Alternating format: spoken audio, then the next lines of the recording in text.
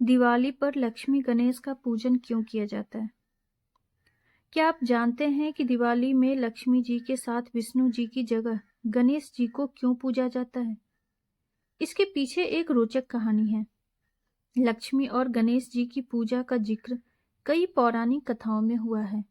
एक समय की बात है जब किसी वैरागी साधु को राजाओं की तरह सुख भोगने की लालसा होने लगी। इसीलिए वह लक्ष्मी जी की आराधना करने लगता है। उस साधु की आराधना से प्रसन्न होकर लक्ष्मी जी उसे दर्शन देती हैं और साधु को वरदान देती है कि उसे सम्मान और उच्च पद प्राप्त होगा। वह साधु दूसरे दिन राजा के दरबार में पहुंच जाता है और वरदान के अभिमान में राजा को सिंहासन से धकेल देता है। साधु का राजा के साथ ऐसा व्यवहार देखकर उनके सेनापति साधु को पकड़ने के लिए उसकी तरफ दौड़ते हैं, लेकिन तभी राजा के मुकुट से एक काला नाग निकल आता है। यह देखकर सभी चौंक जाते हैं और सभी उस साधु को ज्ञानी संत और चमत्कारी समझने लगते हैं।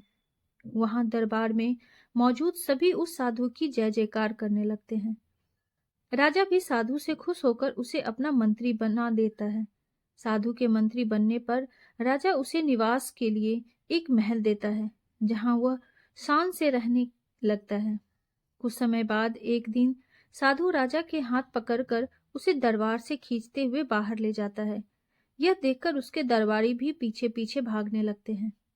सभी के दरबार से बाहर निकलते ही भूकंप आता है, जिसमें महल खंडहर बन जाता है। सबको लगता है कि साधु ने उनकी जान बचाई। इससे साधु का सम्मान और बढ़ जाता है। यह देखकर साधु में घमंड की भावना जागृत हो जाती है। इसके कुछ दिनों के बाद एक सुबह साधु राजमहल में घूम रहा होता है। तभी उसकी नजर गणेश जी की मूर्ति पर पड़ती है। साधु को वह प्रतिमा अच्छी नहीं लगती, तो वह उसे हटवा देता है। इससे गणेश जी साधु से रुष्ट हो जाते हैं और उसकी बुद्धि भ्रष्ट कर देते हैं। इस कारण वह हर काम उल्टा पुल्टा करने लगता है। इससे राजा साधु से क्रोधित होकर उसे कैद खाने में डलवा देता है। साधु कैद खाने में भी फिर से लक्ष्मी जी की पूजा आराधना करने लगता है। कुछ समय बाद लक्ष्मी जी साधु को दर्शन देती हैं और कहती हैं कि तुमने गणेश जी को रुष्ट किया है, इसीलिए तुम्हें गणेश जी की पूजा कर उन्हें प्रसन्न करना होगा। लक्ष्मी जी की बात सुनकर साधु गणेश जी की आराधना करने लगता है। इससे गणेश जी प्रसन्न हो जाते हैं और उनका क्रोध शांत हो जाता है। वह राजा के सपने में आकर साधु को फिर से मंत्री बनाने के लिए कहते हैं।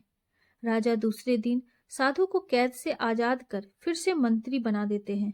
इस घटना के बाद लक्ष्मी और गणेश जी की एक साथ पूजा की जाने लगी। लक्ष्मी जी धन की देवी हैं और गणेश जी बुद्धि को संयम में रखने वाला माना गया है। वैसे भी कहा जाता है कि एक संपन्न जीवन के लिए धन और बुद्धि दोनों जरूरी होते हैं। इसीलिए लक्ष्मी जी और गणेश जी की पूजा साथ में की जाती है। इस कहानी से यह सीख मिलती है कि हमें अहंकार नहीं करना चाहिए, क्योंकि अहंकार के कारण जो हमारे पास है वो भी हमसे छिन जाता है।